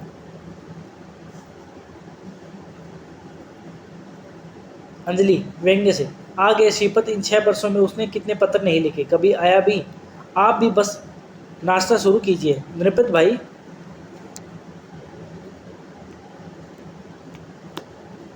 नृपत भाई की चिट्ठी आती तो मैं आंखें दरवाजे से लगाए बैठी रहती, पर श्रीपद क्या भरोसा उसका। श्रीपद बैठ इतने में क्या है, श्रीपद आ जाता है। श्रीपद बैठक में प्रवेश करता है पर अपना नाम सुनकर ठिठक जाता है, फिर धीरे धीरे खाने के कमरे की ओर पर्दे की ओर बढ़ता है। इंद्र नारायण, भाई वह घुमक्कड़ आदमी है, सदा बाहर दौरों पर रहा है। अंजलि, जी दौरों पर रहा है, जब भी इधर से गुजरा बड़े तमतराक से लिख दिया, श्रीमान राय श्रीपद राय इस बार अवश्य अंजू दीदी के गरीब खाने पर पधारेंगे, लेकिन सदा गुजर गए और पता भी ना दिया किस गाड़ी से गुजरे। नाना जी कहा करते थे कि श्रीपद, इतने में श्रीपद आ जाता है और वो बोलता है पर्दे के पास निकलकर, श्रीमान राय श्रीपद राय पधारते हैं। तो इसमें क्या है, श्रीपद का प्रवेश हो जाता है इतने में। सब चौंकते हैं। श्रीपद पर्दे के पास खड़ा खड़ा है। कीमती सिल्क का कुर्ता लट्टे का पजामा पहने हुए है, लेकिन कुर्ते के 2 बटन खुले हुए हैं और दोनों कपड़े तनिक मैले हो रहे हैं। आयु में अंजू से 2-2.5 वर्ष कम है, लेकिन अंजू की तरह पतला दुबला कमजोर व्यक्ति नहीं, खाने पीने और मौज मनाने वाला आदमी है। लंबा तगड़ा और किंचित मोटा, कलाई में कीमती घड़ी और मुंह में स्टेट एक्सप्रेस का सिगरेट। इंद्र उल्लास से, श्रीपद श्रीपद सिगरेट वही फेंक कर पैरों से उसे मसलते हुए बढ़कर वकील साहब को आलिंगन में लेते हुए, जीजा जी। इंद्र उसे अपने आलिंगन में भीज कर, भाई बड़ी उम्र है तुम्हारी। अभी अंजो कह रही थी कि श्रीपद। अंजलि, श्रीपद क्या कर रहे हो? धूल और पसीने से तुम्हारे कपड़े गच हो गए हैं और तुम लिपटे जा रहे हो इनसे। चलो नहाओ, कपड़े बदलो, सामान का है तुम्हारा। श्रीपद, अरे दीदी इतने बरस बाद मिले जीजा जी से, तो क्या अच्छी तरह गले भी ना मिले फिर लिपट जाता है? कहिए जीजा जी, कैसे मिजाज है हुजूर के? कसम आपकी युग के बीत गए आपको देखे। प्रिय वकालत का क्या हाल है? सूरत से तो कसम आपकी, आप जज दिखाई देते हैं। फौजदार के वकील अलग होकर एक दृष्टि वकील साहब पर रखे पर नक से शिक तक डालकर शरीर लाते हुए रत्ती भर नहीं, अंजू दीदी ने शायद। अंजलि, चाय ठंडी हुई जा रही है, चलो नहा लो फिर बातें कर। सामान का है तुम्हारा? श्रीपद, सामान ही कौन सा है, बिस्तर पड़ा है बरामदे में। अंजलि, सामान नहीं लेकिन। श्रीपद, अरे आजकल सामान साथ लेकर चलने के दिन है। अंजलि, पर कपड़े? श्रीपद, एक अचकन कुर्ता और पायजामा होगा, सो बिस्तर में बंद है। अंजलि नौकर को आवाज देती है, राधू राधू राधू बाहर से। जी मेम साहब। अंदर जाकर, जी जी। अंजलि, बाहर बरामदे में इनका बिस्तर पड़ा है, उठा लाओ। बाथरूम में नया तौलिया और साबुन रख दो, अलमारी से साबुन की नई टिकिया ले लो, ये नहाएंगे। श्रीपद, तुम भी बस दीदी, अभी चला रहा हूँ, पसीना तक सूखा नहीं और तुमने नहाने का नादिरशाही हुक्म जारी कर दिया। जरा पंखा तेज कर दो दीदी, इंजन के धुएं ने धूल और पसीने से मिलकर। अंजलि, अरे क्या कर रहे हो श्रीपद, तुम्हें शर्म नहीं आती? ये देखो यहाँ अन्नो बैठी है और तुमने कुर्ता उतार कर फेंक दिया, नंगे बदन तुम यहाँ बैठे। श्रीपद, अरे दीदी तुम फिजूली गृहस्थी की चक्की से अपना माथा फोड़ रही हो। तुम्हें तो सेना में कैप्टन या छोटी मोटी लेफ्टिनेंट होना चाहिए। जो श्रीपद है वो क्या कहता है कि जो अंजो को क्या होना चाहिए, सेना के अंदर कैप्टन या लेफ्टिनेंट। इंद्र नारायण, हिंदुस्तानी सेना में अभी औरतों को नहीं लेते, वरना। अंजलि अपने पति का एक आग्नेय दृष्टि डालकर श्रीपद से, शिष्टता तो तुम्हें छू भी नहीं गई, अन्नो बैठी है और तुम। श्रीपद कुर्सी घसीटते हुए, इस समय तो मैं कुर्सी पर बैठ रहा हूँ, तुम पंखा जरा तेज कर दो दीदी, यह पसीना ना सूखेगा तो मैं ना नहा सकूंगा। हंसकर अनीमा की ओर मुड़ते हैं, कहो अन्नो, तुम्हें तो जैसे युगों के बाद देखा है मैंने, मैं तो तुम्हारी कसम पहचान भी ना सका। सच कहना, क्या चंद मिनट इस पंखे के नीचे मेरे बैठने से तुम्हें कोई आपत्ति है? अरे दीदी, ऐसे देख रही है मानो मैं कोई भारी अपराध कर रहा हूं, अभी कहेगी अंजलि की नकल करते हुए।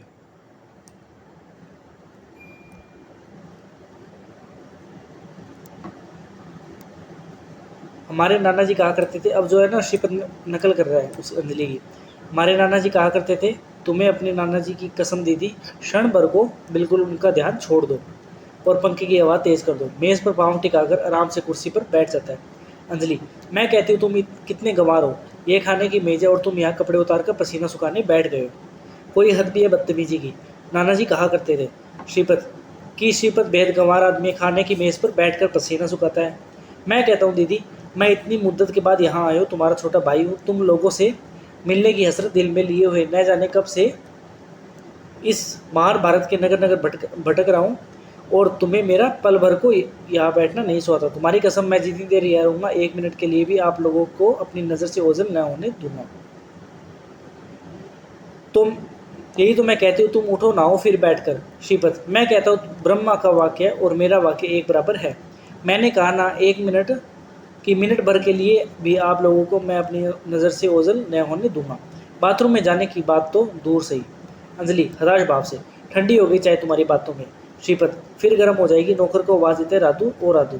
राधू, जी आया साहब। श्रीपद हंसकर, कुछ ही मिनट हुए हैं मुझे यहाँ आए और कितनी जल्दी तुम्हारे नौकर का नाम मुझे याद हो गया। अपने आप हंसता है। अंजलि, क्या करेगा नौकर चाय का पानी गर्म करके, फिर ठंडा हो जाएगा, तुम नहा लो। श्रीपद, मैं कहता हूँ दीदी, चाय पीना भी कोई संध्या वंदन करना है कि स्नानादि की जरूरी हो। जरा गरम गरम चाय का एक कप पिलाओ, जान में जान है, नहाने की भी देखी जाएगी। अंजलि घड़ी की ओर देखते हुए खींचकर, मैं कहती हूँ नाश्ते का समय कब बुका हो गया और तुम होगी। श्रीपद, यही तो कहता हूँ, बस झटपट नाश्ता तैयार कर लिया जाए। ट्रे को अपनी ओर खींचता है, सब लोग मेरे लिए क्यों बैठे रहे भाई, आप सब तो नहा कर बैठे हैं, मैं बिना नहाए बैठा सही। सहसा वकील साहब की ओर मुड़कर, क्यों जीजा जी, आपको कोई आपत्ति है? इंद्र नारायण अंजलि की ओर देख कर और खंकार कर, मुझे है। श्रीपद और अन्ना तुम्हें? अनिमा अंजलि की ओर देख कर झिझकते हुए, मैं है।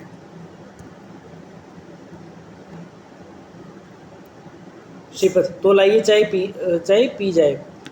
मुझे आप सबकी कसम सचमुच बड़े जोरों की भूख लगी है। प्लेट से टोस्ट उठाकर उस पर छुरी से मक्खन लगाते हुए खाते हुए, और नहाने में मुझे कम से कम 1 घंटा लग जाएगा। मेरी आदत है कि या तो मैं नहाता ही नहीं हूँ और नहाता हूँ तो महीनों की कसर एक दिन में निकाल देता हूँ। आप सब लोग बैठे रहेंगे मेरे लिए। इंद्र नारायण राधू से, जो इस संभाषण में चुपके से आकर हाथ बांधे आदेश की प्रतीक्षा में खड़ा है। राधू, जरा चाय का पानी और लाओ, गरम गरम, यह तो ठंडा हो गया। श्रीपद, और फिर मैं सोचता हूँ गर्म चाय पीने से जितना पसीना निकलना है निकल जाए, इसके बाद नहाऊं, इसलिए मैं सदा नहाने से पहले नाश्ता किया करता हूँ। टिकोजी उठाकर चायदान को छूता है। चाय तो बहुत खूब गर्म है जिया जी, राधू और पानी अलग टी पॉट में लाओ, तब तक एक एक प्याला इसी में हो जाए। राधू जाता है। श्रीपद वकील साहब के प्याले में चाय डालता है, आप दूध तो ज़्यादा नहीं लेते और चीनी। अंजलि आगे बढ़कर क्रोध से, श्रीपद, तुम्हें टेबल मैनर्स का भी ज्ञान नहीं, हटो मैं बनाती हूँ चाय। श्रीपद, ना दीदी, चाय तो मैं सदा आप ही बनाता हूँ, तुम्हारी कसम दूसरा कोई काम खुद नहीं करता, पर चाय मैंने फैसला कर रखा है, या तो मेरी पत्नी आकर बनाएगी या फिर मैं। अंजलि, भाभी के आने की संभावना ही से जो प्रसन्न हो जाती है, तुम करो भी शादी, लड़कियां तो हजारों। श्रीपद चाय की चुस्की लेकर, अरे दीदी, शादी की कल्पना में जो आनंद है वह शादी में कहाँ। सहसा वकील साहब की ओर मुड़कर, जिया जी से पूछ लो। अंजलि, क्यों, इन्हें क्या? इंद्र नारायण, नहीं भाई, मैं तो। श्रीपद, वाह जिया जी, आपको अपनी कसम भगवान को साक्षी जानकर कहिए, शादी की कल्पना में ज़्यादा मज़ा है या शादी में? याद है ना, मैं अंजू दीदी की सगाई के सिलसिले में आपसे मिलने आया था। कितना हंसते थे आप उन दिनों, कितनी ठाके लगाते थे, कितनी बेपरवाही थी आपके स्वभाव में। जो जी चाय खाते थे, जो जी चाय करते थे, जहाँ जी चाय जाते थे, और अब इतनी देर से बैठे हैं और एक ठाका भी तो आपने नहीं लगाया। आपकी कसम, आप तो हाई कोर्ट के जज दिखाई देते हैं। हंसता है और चाय की चुस्की लेता है, जबकि अभी आप एडवोकेट भी नहीं बने। जब एक वकील जज नज़र आने लगे तो समझिए कि वह बूढ़ा हो गया है। वकील तो जवानी का प्रतीक है। ये लाइन कौन बोलते हैं? जो श्रीपत है वो कहता है। और जज बुढ़ापे का। कसम आपकी जिया जी, आप शादी ने आपको बूढ़ा बना दिया है। और क्यों जिया जी, अपना वचन तो आप नहीं भूले ना। पिछली बार जब वो मिले थे तो आपने कहा था कि एक बार फिर दिलकुशा होटल में। होटल का क्या नाम था? दिलकुशा।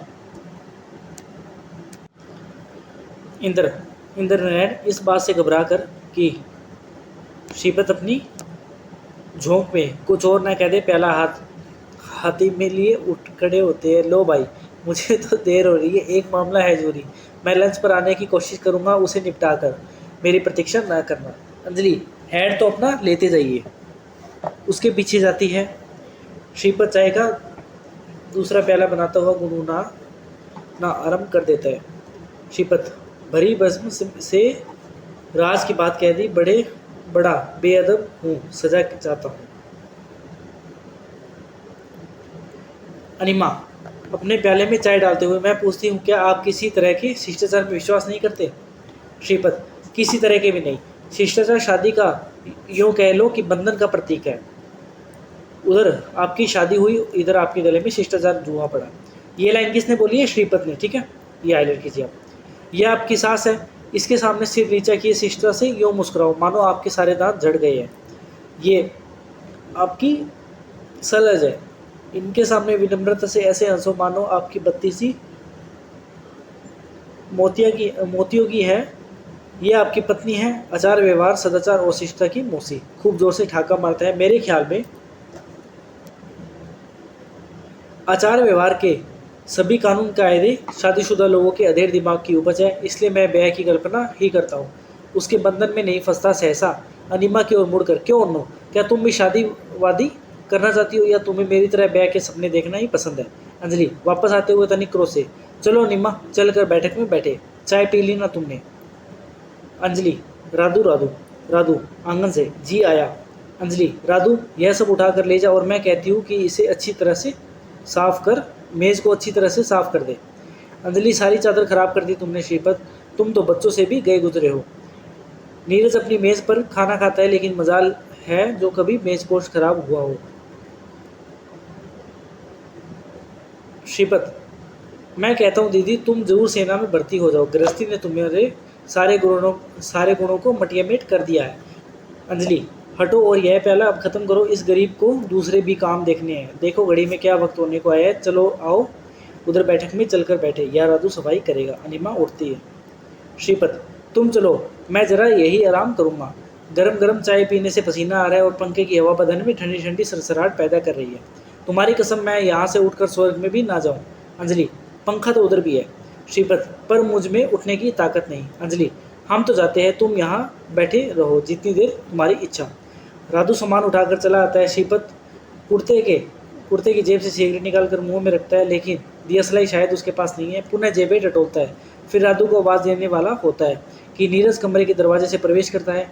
नीरज 10-11 वर्ष का बच्चा है, नीली बुशर्ट और सफ़ेद निक्कर पहने, सुंदर, सुकुमार और सुसंस्कृत, लेकिन चेहरा उसका गंभीर है। बाल सुलभ चंचलता का वह सर्वथा अभाव है। उसकी चाल और उस बछड़े की सी है जिसके गले में बंदो रस्सी के साथ समझौता कर लिया हो। नीरज, मामा जी नमस्ते। श्रीपत, अख बाजी साहब है, नमस्ते नमस्ते। कहो नीरू बेटे, नीरज ही हो ना तुम?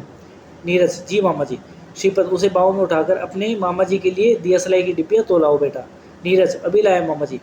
श्रीपत उसे उतार देता है। वह दियासलाई की डिब्बियाँ लेने पर्दे के पीछे रसोई की घर की ओर भाग जाता है। श्रीपत फिर कुर्सी पर बैठ कर टांगे मेज पर रख लेता है, जिसे अभी राधू साफ करके गया है, और कुर्सी पर झूलता हुआ गुनगुनाता है। श्रीपत, उदो अखिया अति अनुरागी, एक टक मग जोवती अरु रोवती, बुलेऊ पलक न लागी, उदो अखिया अति अनुरागी। नीरज दियासलाई की डिबिया लेकर आता है, कुछ क्षण खड़ा गाना सुनता है, फिर आगे बढ़ता है। नीरज, लीजिए मामा जी। श्रीपत, लाओ बेटे। नीरज दियासलाई लेकर आदर से एक और खड़ा हो जाता है। श्रीपत वैसे ही टांगे मेज पर रखे दियासलाई जलाकर सिगरेट सुलगाता है और बड़े आराम से कष्ट खींचता है। नीरज पूर्वतः आदर से, मामा जी मेज पर टांगे नहीं रखा करते। सहसा श्रीपत की टांगे नीचे आ जाती है। फिर वह तनिक चौंक कर नीरज की ओर देखता है और अनायास ठाका मारता है। श्रीपत फिर टांगे उसी प्रकार मेज पर रखते हुए, किसने कहा तुमसे? नीरज, मम्मी कहती है। मम्मी कहा करती है मामा जी। श्रीपत, वे तुम्हारे लिए कहती होगी, तुम अभी बच्चे हो ना, जब तुम बड़े होकर किसी के मामा बनोगे तो तुम्हें भी मेज़ पर टांगे रख कर बैठने की इजाज़त मिल जाएगी। कहो किस क्लास में पढ़ते हो? नीरज, 5वीं मामा जी। नीरज कौन सी क्लास में पढ़ता है? जब जो पहला अंक है अपना उसमें 5वीं क्लास में। श्रीपत, पढ़ लिख कर क्या बनना चाहते हो? Neeraj, deputy commissioner. Shripat, deputy commissioner बनने के बाद तुम्हें किसने सुझाई? मम्मी ने मामा जी। श्रीपत, तुम स्वयं क्या बनना चाहते हो? नीरज, मैं मामा जी।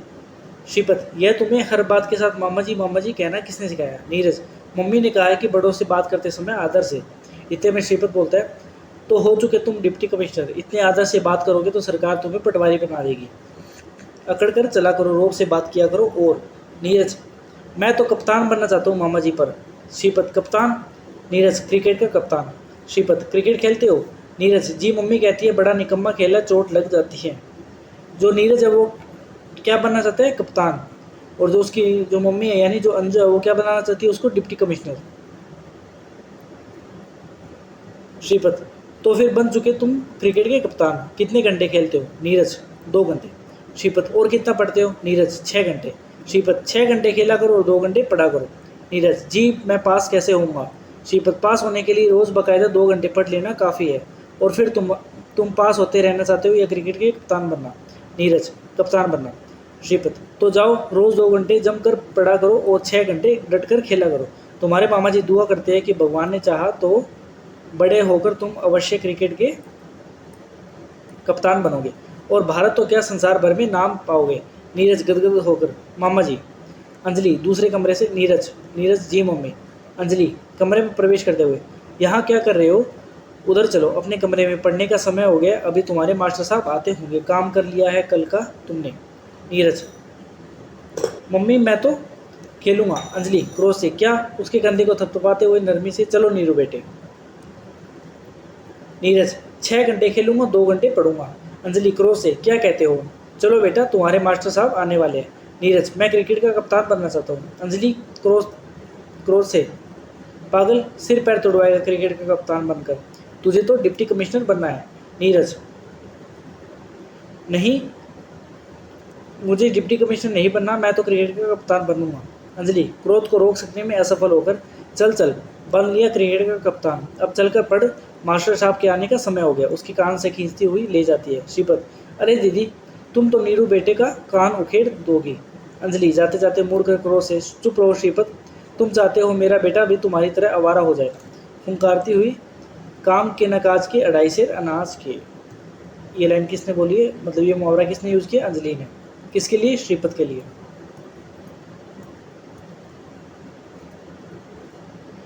बिफरी हुई चली जाती है और जाते समय मेज से दियसलाई की डिब्बियाँ उठा ले जाती है। श्रीपत, अरे दीदी तुम तो व्यर्थ ही गृहस्थी की चक्की में अपनी जान खपा रही हो, तुम्हें तो कई सेना में कैप्टन या छोटी मोटी लेफ्टिनेंट होना चाहिए। हंसता हुआ फिर कुर्सी पर आ बैठता है, सिगरेट उठाता है, लेकिन वह बुझ गई है और डिब्बियाँ अंजलि जाते जाते साथ ले गई है, इसलिए यूँ ही जेबें टटोल कर रह जाता है। श्रीपत अपने आप, भगवान ही बचाए दीदी से, दियसलाई की डिब्बियाँ ही जाते जाते उठाकर ले गई। टांगे मेज़ पर रख लेता है और नौकर को आवाज़ देता है।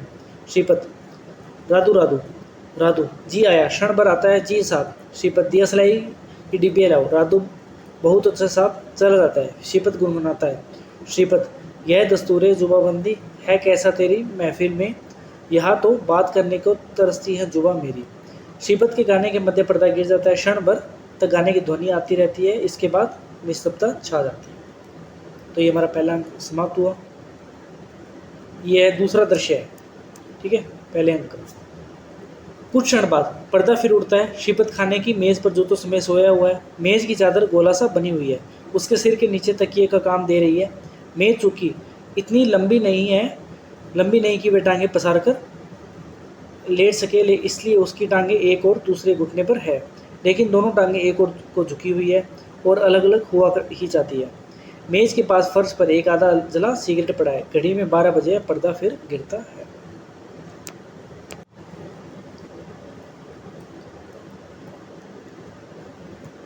तो ये हमारा भी तीसरा दृश्य है। इसके बाद में दूसरा अंक शुरू होगा तीसरे दृश्य के बाद में। तो ये हम जो आधी कहानी है वो हम पढ़ेंगे कल। ठीक है, कल हम 4 बजे ही क्लास अपनी शुरू करेंगे। धन्यवाद। अगर आपने हमारे टेलीग्राम चैनल को ज्वाइन नहीं किया तो हमारे टेलीग्राम चैनल प्रभात हिंदी एकेडमी से जुड़िए, और जो भी बच्चे नेट जेआरएफ की तैयारी कर रहे हैं उनसे क्लासेस शेयर कीजिए। धन्यवाद।